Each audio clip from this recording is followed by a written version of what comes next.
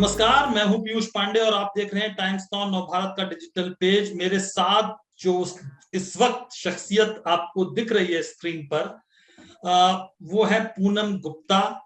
कारोबारी सितारे जो हमारी सीरीज है उसमें आज हमने पूनम गुप्ता को इसलिए जोड़ा है क्योंकि पूनम जी को जाना जाता है पेपर क्वीन के नाम से। पूनम जी, मैं आपसे सवाल शुरू करूं उससे पहले दर्शकों को सिर्फ इतना बता दूं कि पूनम जी पीजी पेपर कंपनी लिमिटेड और सैप ग्रुप की सीईओ एंड फाउंडर है। पूनम जी, पहला सवाल मेरा आपसे यह है कि आपके बारे में पढ़ते हुए मुझे कई जगह दिखाई दिया कि Poonam Gupta is a paper queen. तो ये टर्म कहाँ से आया? आपने पहली बार इसको कब सुना था, कब पढ़ा था? कुछ याद है आपको? सबसे पहले नमस्ते पीयूष जी, जी। आपको भी और जो दर्शक ये डिजिटल चैनल देखेंगे उन सबको। आई थिंक ये सबसे पहले शायद मैंने 2006 या 7 में कोई इंटरव्यू हुआ था और वहां पर उस जर्नलिस्ट ने अपने आर्टिकल में लिखा कि ये पेपर क्वीन है। बस तब से ही पेपर क्वीन का आप जो कहते हैं वो टाइटल मुझको शायद तभी से मिला। जी जी जी। Poonam ji, paper PG paper company limited जब हम सुन रहे हैं तो ये तो साफ है कि आपकी कंपनी पेपर बनाने के काम से जुड़ी हुई है, लेकिन ओवरऑल ये कंपनी क्या करती है? मतलब अगर हमारे दर्शकों को बताना हो कि प्रोफाइल क्या है कंपनी का। जी, ये कंपनी मैंने 2003 में शुरू करी थी और हमारी जो कंपनी है वो काफी देशों में कारोबार करती है। करीब 18-19 देशों से हम कागज बनवाते भी हैं और खरीदते भी हैं और वहां पर काफी इनोवेशन और R&D भी करते हैं। आज आपको मालूम है सब लोग सस्टेनेबिलिटी, क्लाइमेट चेंज, और हमारे पेपर इंडस्ट्री में जनरली सुना जाता है जी पेड़ से काट के पेपर बनता है, तो आप ईमेल्स ना प्रिंट करें, आप कम से कम पेपर का इस्तेमाल करें। पर अगर आप एक और चीज देखें कि आजकल पैकेजिंग इंडस्ट्री, स्पेशली ये ई-कॉमर्स में जितना चढ़ाव आ रहा है उसमें पैकेजिंग में प्लास्टिक बहुत यूज होता है। तो एक्चुअली अगर हम बहुत एक्टिवली इसमें भी काम, R&D और इनोवेशन में बहुत मैन्युफैक्चरर्स के साथ हमेशा काम करते हैं, जिसमें हम उनसे नए नए प्रोडक्ट्स बनवाते हैं, उनको ट्रायल करवाते हैं ये सस्टेनेबिलिटी पीस के लिए कि कहाँ कहाँ हम प्लास्टिक की जगह कागज का इस्तेमाल कर सकते हैं, क्योंकि कागज पूरी तरह से बायोडिग्रेडेबल है। और जो आपको मालूम है प्लास्टिक, कितने तरह के प्लास्टिक है जो 500 साल तक भी मिट्टी में पड़े होने के बाद डिग्रेड नहीं होते। और पोल्यूशन, प्लास्टिक पोल्यूशन पे इतनी ज्यादा बात चल रही है। तो PG paper basically product development भी करती है, अपने नाम से प्रोडक्ट्स भी क्रिएट कराती है और करीब 60 देशों में ये प्रोडक्ट्स भेजती है। ये हम लोग जो सीरीज कर रहे हैं कारोबारी सितारे, इसमें अमूमन हम उन कारोबारी, उन बड़े बिजनेस से जुड़े हुए लोगों को शामिल करते हैं जो इंडियन हैं। लेकिन आप स्कॉटलैंड में हैं, लेकिन आपका संबंध दिल्ली से है। तो आपका दिल्ली से स्कॉटलैंड पहुंचना कैसे हुआ? फिर मैंने ये पढ़ा कि एक कमरे से ये शुरू की गई थी कंपनी पीजी पेपर। तो ये क्या पूरी कहानी है? ये कहानी है कि मेरी पैदाइश, पढ़ाई सब कुछ दिल्ली की है। मैं Shri Ram college of commerce से मैंने इकोनॉमिक्स ऑनर्स किया।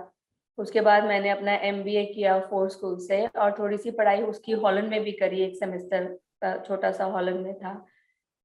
उसके बाद जैसे कि हमारे परिवारों में होता है, शादी करो, शादी का प्रेशर बनता है, और मेरे को बड़ा शौक था काम करने का। पर एक ऐसी फैमिली से मैं बिलोंग करती थी जहाँ पर पढ़ाई तो किसी तरह कंप्लीट कर ली। उसके बाद उस जमाने में होता था वैसे शादी कैसे होगी इसकी, इतनी इतनी पढ़ लिख ली। तो फिर स्कॉटलैंड में परिवारों के थ्रू बात हुई, तो मैंने स्कॉटलैंड में शादी करी। उसकी वजह से ही मैं 2002 में स्कॉटलैंड आई। फिर तो यहाँ पहले से आप अपना क्लियर कर बिजनेस। दीजिए, ये लव मैरिज थी या अरेंज मैरिज थी? नहीं नहीं, लव मैरिज तो नहीं थी, अरेंज मैरिज ही थी। अरे वाह! अरेंज मैरिज ही थी। Okay okay. और जो हाँ, जो कहानी एक कमरे से कंपनी शुरू करने की है, वो क्या है? मैं 2002 के करीब एंड में यहाँ पर स्कॉटलैंड आई, और वही तभी मैं जब आई थी तो मुझे पता चला मेरी माँ की तबीयत इंडिया में ठीक नहीं थी। मैं वापस गई, फिर आई तो सडनली उनकी डेथ हो गई स्ट्रोक से। वो उसका मुझे बहुत बहुत बुरी तरह झटका लगा। आपको मालूम है कुछ चीजें ऐसी होती है, इंसान है ना अपनी जिंदगी में मसरूफ जरूर हो जाता है, पर उसको वो चीजें बहुत डिफिकल्ट पीरियड दिखाती हैं, वो मुश्किल दौर से गुजरता है। वो मेरे लिए बहुत मुश्किल दौर था। यहाँ पर किसी को जानती नहीं थी, मैंने नौकरी वगैरह तलाशनी शुरू करी, पर जहाँ मैं नौकरी के लिए जाती थी वहां पर लोग मुझे कहते थे या तो आप बहुत ज्यादा पढ़ी लिखी हैं तो आप ये जॉब क्यों करेंगी। मैं तो करने को तैयार थी, वो देने को तैयार नहीं थे।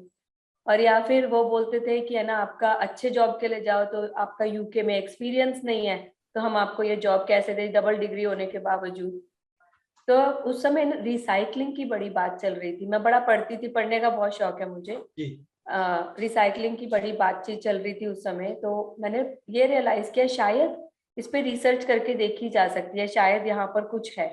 तो करीब 10 महीने रिसर्च करने के बाद अपने छोटे से कमरे से 3-3 4-4 बार कंप्यूटर क्रैश करने के बाद, कैसे किया पता नहीं, पर फिक्स भी कर दिया तो ठीक ही क्या होगा। पहली बार मैंने एक इटालियन कंपनी को कन्विंस कर लिया कि आप मुझे अपना पेपर दें और मैं इसको इटली से बाहर इंडिया लेकर जाऊंगी और वहां से हम इससे प्रोडक्ट्स बनाएंगे। बस वही शुरुआत थी। अब उस शुरुआत को 19 साल हो गए इस साल, और वो बढ़ते बढ़ते अब इंडिया भारत हमारा मार्केट है। हम लोग टर्की में भी काम करते हैं, हम लोग अमेरिका में भी काम करते हैं, हमारे 8 देशों में ऑफिसेज हैं।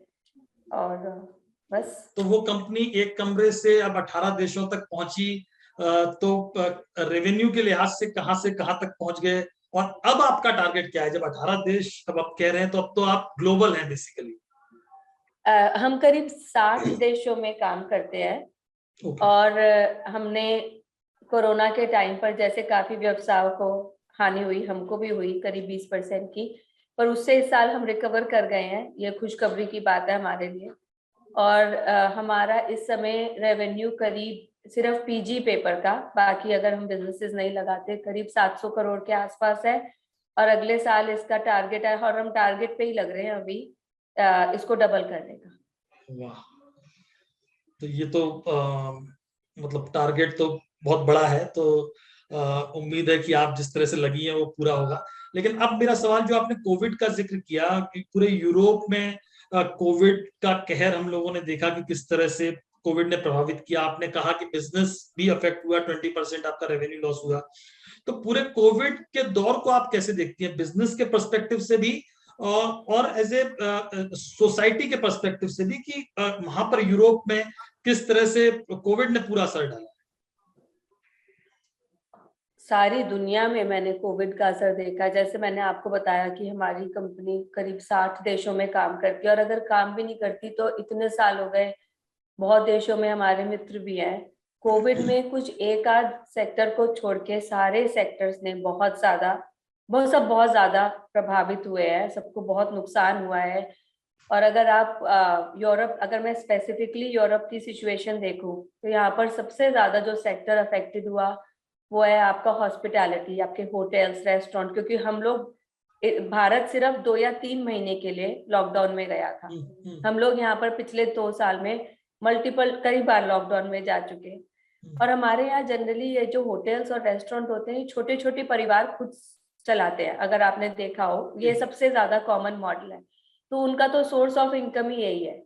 तो अब सोचें कि उनको ठीक है, सरकार ने कुछ हद तक उनकी मदद करी, पर 2 साल तो सरकार, कोई भी देश की सरकार इतनी ज्यादा मदद नहीं कर सकती। आज भी अगर हम देखें, हमारे यहाँ स्पेशली यूके में और यूरोप में केसेस बहुत ज्यादा हाई है। भारत में केसेस अब इतने ज्यादा नहीं है। और इसमें मैंने एक और, आपने मुझसे पूछा पर्सनली इसका क्या इफेक्ट हुआ लोगों पर।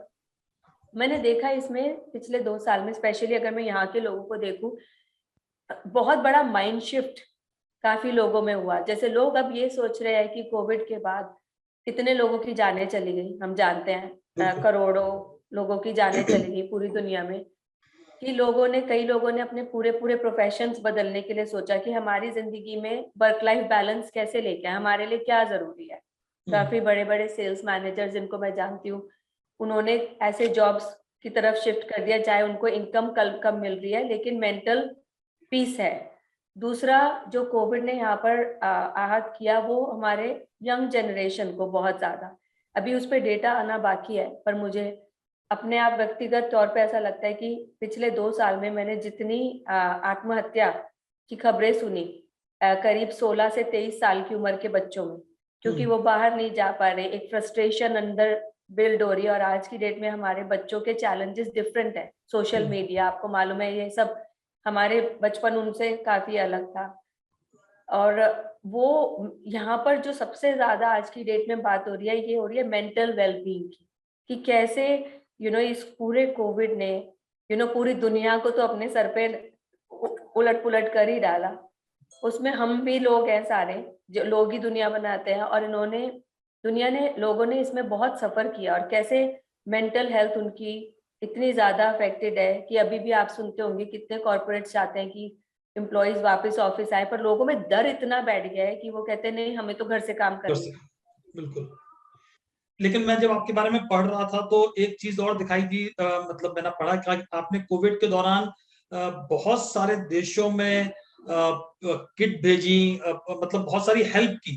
तो ये क्या उस पूरी जो प्रोसेस थी, ये कंपनी प्रोसेस थी या आपके मन में था कि हेल्प करनी चाहिए?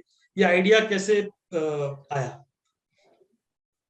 एक्चुअली जब लास्ट ईयर इंडिया में डेल्टा का जो भीषण रूप इंडिया ने पिछले साल देखा, तो पहले परिवार से फोन आए कि यहाँ पर ऑक्सीजन की कमी है, और फिर पता चला कि उसके बाद ये पूरा दुनिया में फैलने लग गया। और इनिशियली तो जब मैंने देखा कि ऑक्सीजन की कमी है, तो लोगों से बात करनी शुरू करी। उन्होंने बोला ये ऑक्सीजन कॉन्सेंट्रेटर से अगर कहीं से मिल सकते हैं तो देखिए, आपका दुनिया भर में नेटवर्क है। तो मैंने पहले पर्सनल लेवल पे शुरू किया थोड़ा सा रिसर्च करना, फिर अपनी कंपनी के कुछ की स्टाफ को इकट्ठा किया, 4-5 लोगों को हमने सबने मिलके करीब 3 हफ्ते, आप सोचे 18-19 घंटे काम किया, कि क्योंकि जो जरूरत थी वो बहुत ज्यादा जल्दी चाहिए थी। समय सब कुछ था उस समय, ऐसा लगता था। बिल्कुल। तो और उसके बाद ये यहाँ पे इंडियन हाई कमीशन है लंदन में, उनको पता चला तो उनकी भी काफी मदद करी, उन्होंने भी हमारी मदद करी।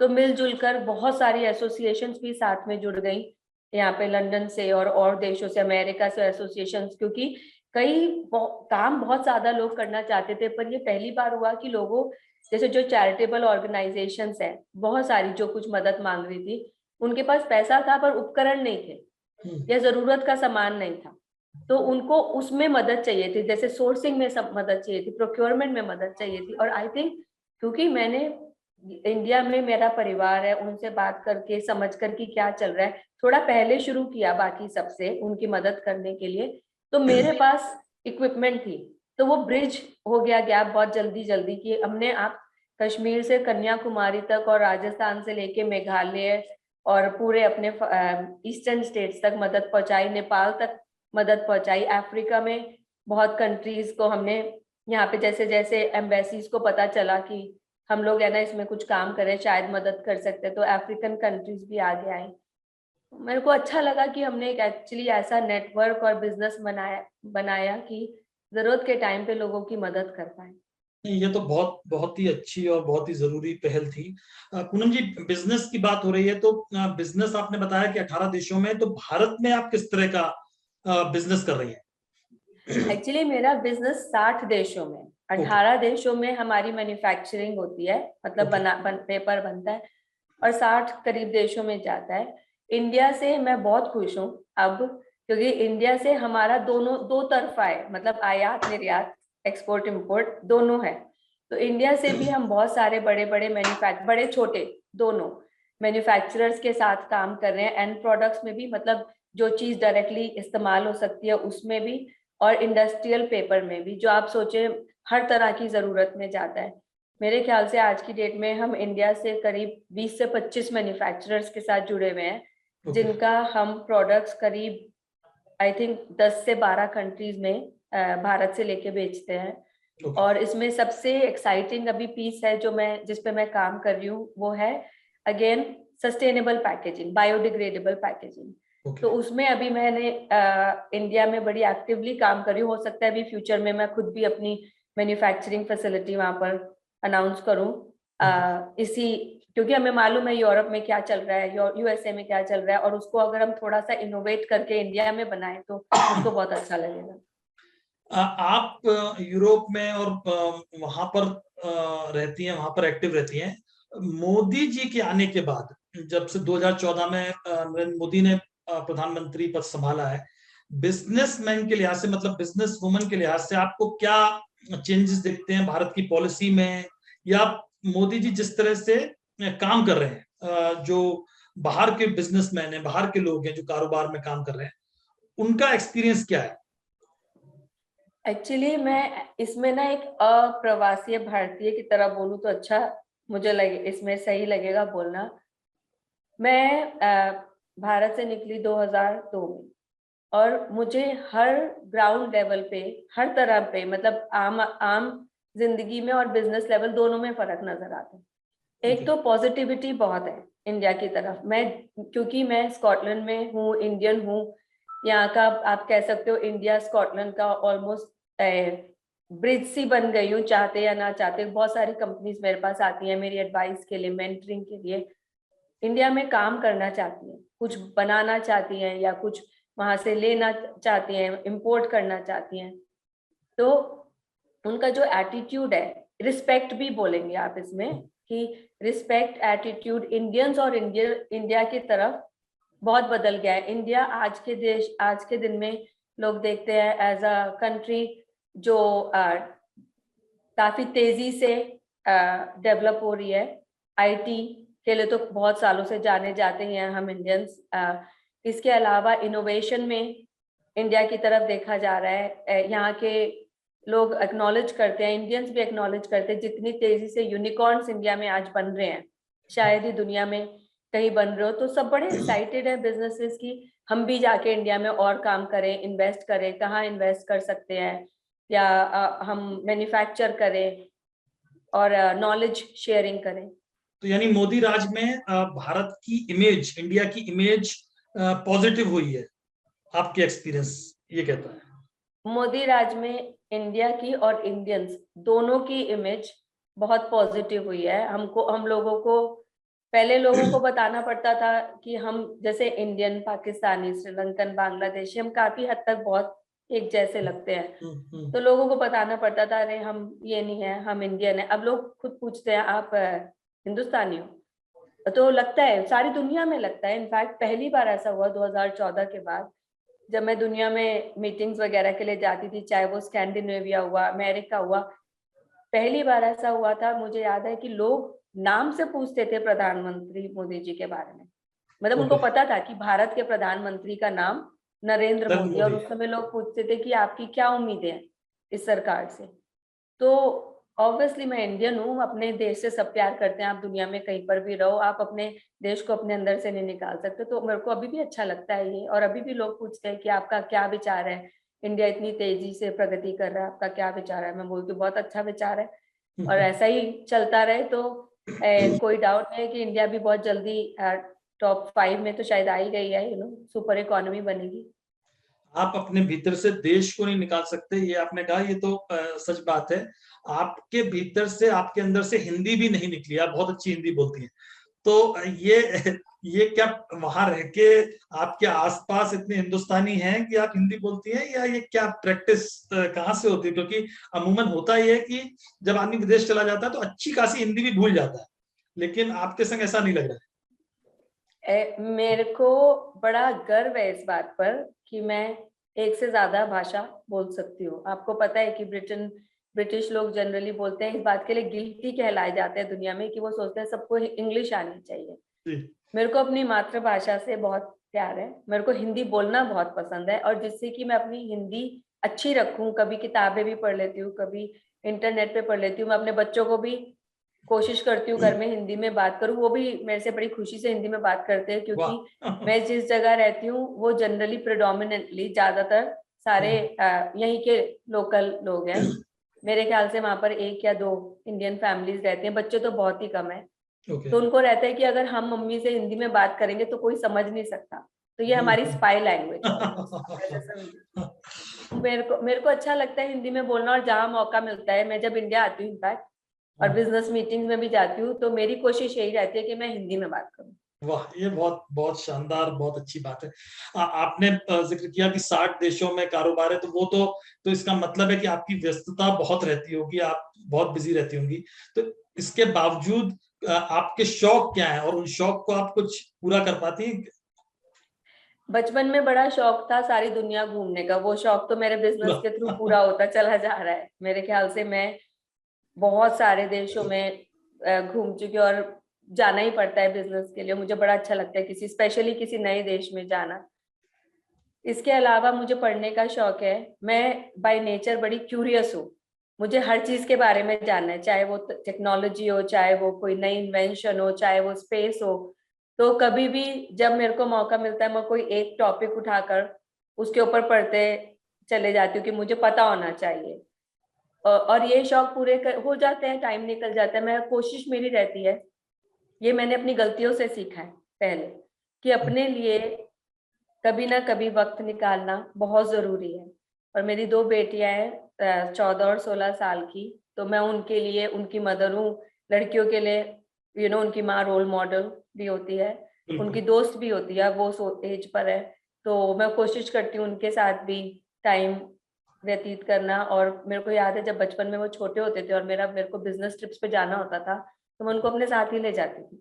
मेरे को जहां जिससे मिलना होता था उनको फोन कर देती थी पहले ही कि मेरे छोटे बच्चे मैं तो साथ लेकर आऊंगी। और आप विश्वास नहीं करेंगे, कभी किसी देश में किसी कंपनी ने मुझे अपने बच्चों के साथ आने के लिए मना कभी नहीं किया। मैं तो जहां हो सकता है मेरा वर्क लाइफ बैलेंस का मॉडल यही रहता है, और अपने लिए और अपने बच्चों के लिए समय निकल इस जाता पे है। तो आपको अलग से लिखना चाहिए कि ये बैलेंस कैसे बनाया जाए, या इस पर हम लोग शायद कभी फिर बात करें सिर्फ इसी मुद्दे पर, क्योंकि ये बहुत ही इम्पोर्टेंट टॉपिक है। लेकिन एक सवाल दिल्ली से जुड़ा हुआ। आप दिल्ली की हैं, आपने कॉलेज और सारी चीजें जब मैं कहूंगा कि जवानी की शुरुआत दिल्ली में हुई, तो दिल्ली की याद आती है आपको? और दिल्ली में क्या सबसे खास लगता है आपको? दिल्ली आपके अंदर कैसे रचा बसा है? मेरे लिए दिल्ली मेरा पहला घर है। मैं स्कॉटलैंड में रहती हूँ, लेकिन मेरे लिए वो मेरा पहला घर है। मेरा पूरा परिवार सारा ऑलमोस्ट दिल्ली में ही रहता है। मेरे फादर, मेरे भाई, मेरी एक्सटेंडेड फैमिली, मेरे कजन्स। आपको पता है हम इंडियंस ऐसे होते हैं कि कजन को भी कजन नहीं, हम भाई बहन ही मानते हैं। ठीक बात। और थैंकफुली मैं अपनी फैमिली से बहुत क्लोज हूँ। मेरे काफी मित्र, मेरा काफी काम भी दिल्ली में है। तो मेरे ख्याल से मैं यहाँ पर अलग पूनम गुप्ता होती हूँ और दिल्ली में अलग पूनम गुप्ता अच्छा। होती हूँ। और मैं वो जो पर्सनालिटी चेंज, उसको पर्सनालिटी डिसऑर्डर तो नहीं कहा जाएगा, हाँ, लेकिन हर सोसाइटी अलग होती है और हर सोसाइटी में आपको उसके हिसाब से चलना होता है। ठीक बात है। दिल्ली का खाना है, मतलब दिल्ली का खाना तो तो कहाँ हमें दिल्ली यहाँ का पर खाना मिलेगा। मतलब यहाँ कहाँ का खाना? चांदनी चौक का खाना, या खान मार्केट का खाना, या कहाँ का खाना? हर जगह की स्पेशलिटी है ना। जैसे पुरानी दिल्ली में मुझे याद है छोले कुलचे बड़े अच्छे मिलते हैं, या आलू की सब्जी और पूरी बड़ी अच्छी मिलती है, या पहाड़गंज में के छोले भटूरे हाँ, फेमस है। और आपका ये पंडारा रोड का खाना कितना फेमस है। मतलब हर जगह दिल्ली तो, जो दुनिया में कहते हैं ना दिल्ली दिल वालों की, वो अभी भी सच है। और दिल्ली लोग कहते हैं कि दिल्ली वालों को खाने का बड़ा शौक है, वो भी सच है। तो जब मैं दिल्ली आती हूँ तो मेरा रोज का ब्रेकफास्ट, लंच और डिनर तय होता है कि कहीं बाहर से ही आएगा। घर का खाना मैं बहुत कम खाती हूँ। आखिरी सवाल पूनम जी, ये चूंकि हमारी सीरीज कारोबारी सितारे, कारोबार से जुड़े बातें हम लोग करते हैं इसमें, आपका अगला टारगेट जो रेवेन्यू के हिसाब से नहीं, बिजनेस के हिसाब से, कि क्या कुछ आप अलग करने की सोच रही हैं? कुछ आपके दिमाग में आपका ड्रीम क्या है बिजनेस पॉइंट ऑफ व्यू से, जो आप करना चाहती हैं? मेरा हर बिजनेस मॉडल, मैंने आज तक जो भी किया या जो भी मैं करती आ रही हूँ, उसमें सोशल इम्पैक्ट पीस बहुत जरूरी है। कि हम कैसे, चाहे वो हमारा स्टाफ हो, चाहे वो हमसे जुड़े हुए लोग हो, चाहे वो एनवायरनमेंट हो इन जनरल, या वो प्रदूषण हो, कुछ भी हम उसको कैसे, हम उस पर एक पॉजिटिव इफेक्ट ला सकते हैं। आज की डेट में मैंने मेरे मेरे करीब 5-6 प्रोजेक्ट्स हैं, शायद ज्यादा ही होंगे, जिन पे मैं लगातार काम कर रही हूँ। जो कुछ आप समझें कि है ना, सस्टेनेबल फ्यूल से रिलेटेड है, कुछ पानी से रिलेटेड है। मैंने पिछले कुछ सालों में इंडिया में मैं यमुना सफाई पे काम करना चाहती थी, फिर वो कोविड के चक्कर में थोड़ा सा सब कुछ अनस्टेबल हो गया। अभी मैं उस पर दोबारा देख रही हूँ कि मैं कैसे इंडिया में, भारत में गांव देहातों तक साफ पानी, पीने का पानी बिल्कुल कम प्राइस की टेक्नोलॉजी से लाकर प्रोवाइड करा सकती हूँ। मैंने इंडिया में मैं बहुत घूमी हूँ, मैं मध्य प्रदेश के गाँव में, राजस्थान के दूर दराज गाँव में जहाँ पे 200-200, 250-250 लोग रहते हैं, या हरियाणा में। और मुझको जब मैं देखती हूँ एक सोसाइटी, एक कम्युनिटी को, नॉट सिर्फ एक भारतीय की तरह नहीं, क्योंकि मैं इतने साल से बाहर रह रही हूँ, तो मैं आउटसाइडर दोनों, मेरे को दोनों नजरिए से देखती हूँ। तो मेरे को लगता है कि मैं कैसे क्या करूं अगला, जिससे कि है ना, लोगों की लाइफ पर एक पॉजिटिव इम्पैक्ट आए। इसमें मेरे काफी सारे प्रोजेक्ट्स चल रहे हैं और मेरा अल्टीमेट गोल यही है। अब देखेंगे कुछ सालों में मैं पानी में भी काम कर रही होंगी, मैं एयर पोल्यूशन में भी काम कर रही होंगी। अभी मैं एक प्लास्टिक के प्रोजेक्ट पे काम कर रही हूँ, जो कम्प्लीटली एक प्रोडक्ट है जो प्लास्टिक को रिप्लेस कर सकता है, जो कम्प्लीटली बायोडिग्रेडेबल है, उसके लिए काम कर रही हूँ। तो हम, मतलब मेरे दिमाग में प्लास्टिक पोल्यूशन खत्म कर, प्लास्टिक का इस्तेमाल खत्म करने का भी कोई ना कोई इनोवेशंस चल रही हैं। तो मैं जानना चाहती हूँ वो क्या है, उनको कैसे फटाफट इम्प्लीमेंट किया जाए कि हमारी सोसाइटी में एक पॉजिटिव चेंज आए। मेरा हमेशा एम उस तरह का रहता है। तो जनरली जो मैं बिजनेसेस भी पिकअप करती हूँ वो इन्हीं काइंड ऑफ सेक्टर्स में होते हैं।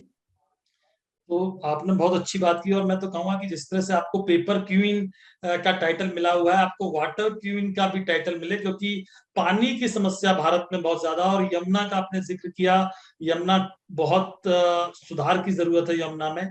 गंगा को लेकर तो बहुत प्रोजेक्ट चल रहे हैं, यमुना को लेकर भी चल रहे हैं, लेकिन उसमें अगर आप लोग जिनकी बात सुनी जा सकती है, जिनके पास टेक्नोलॉजी है, और जो दो देशों के ब्रिज के रूप में काम कर सकते हैं, वो लोग जुड़ते हैं तो बहुत अच्छा होगा। तो पूनम जी, मेरी तरफ से टाइम्स नाउ नवभारत की डिजिटल टीम की तरफ से आपको बहुत बहुत शुभकामनाएं। और मैं चाहूंगा कि आप जल्दी से जल्दी भारत आएं और यमुना के लिए कुछ करें। बहुत बहुत धन्यवाद आपका। बहुत बहुत धन्यवाद पीयूष जी। खबरों के पीछे की खबर पहुंचाते हैं हम, आपकी आवाज को मुद्दा बनाते हैं हम। टाइम्स नाउ नवभारत को यूट्यूब पर लाइव देखिए, सब्सक्राइब करिए और बेल आइकन जरूर दबाइए।